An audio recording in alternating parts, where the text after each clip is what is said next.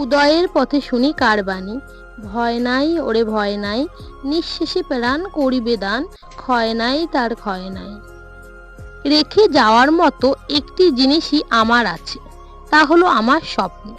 সারা জীবন প্রচণ্ড আবেগ নিয়ে সেই স্বপ্নকে সত্যে পরিণত করতে জগতের আর সব কিছু ভুলে ক্লান্তহীন আমি ছুটে চলেছি।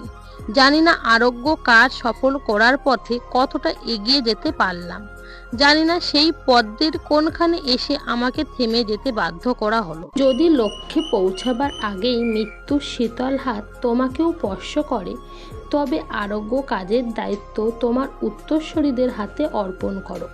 যেমন আমি এগিয়ে গেলাম, এগিয়ে চলো, সামনে এগিয়ে চলো, পিছিয়ে পড়ো না, মুহূর্তের জন্যও না।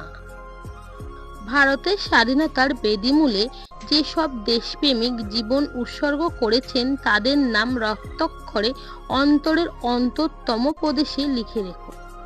4-5 দিন আগে এক সন্ধ্যার সময় এক দৃষ্টি এক মনে আকাশের দিকে চেয়েছিলাম।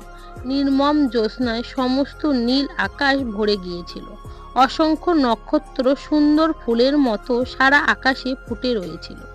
গাছগুলি নীরবে যেন প্রকৃতির এক বিমল সৌন্দর্যের মধ্যে ডুবে গেল।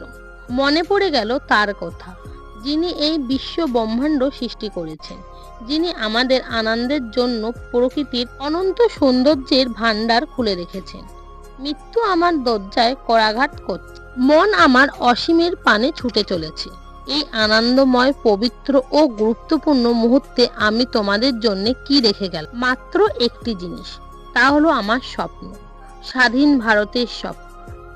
লক্ষ্যে পৌঁছাবার আগে মৃত্যুর হিমশীতল হাত আমার মতো তোমাদের স্পর্শ করলে তোমরাও তোমাদের অনুগামীদের হাতে এই ভাত তুলে দেবে, আজ যেমন আমি তোমাদের হাতে তুলে দিয়ে যাচ্ছি। সাফল্য আমাদের সুনিশ্চিত। আমার শেষ বাণী, আদর্শ ও একতা। প্রিয় বন্ধুরা আমার, এগিয়ে এসো, এগিয়ে চলো, জীবনের বিকাশের দিকে এগিয়ে চলো। কখনো পিছিয়ে থেকো না, বন্ধনের দিন শেষ হয়ে আসছে। ওই দেখা যায় স্বাধীনতার নবারণ, উঠে পড়ে লাগো, কখনো হতাশ হয়েও না, জয় আমাদের সুনিশ্চিত, জীবনের সাফল্য আমাদের অবধারিত। সম্পূর্ণ ভিডিওটি দেখার জন্য অসংখ্য ধন্যবাদ।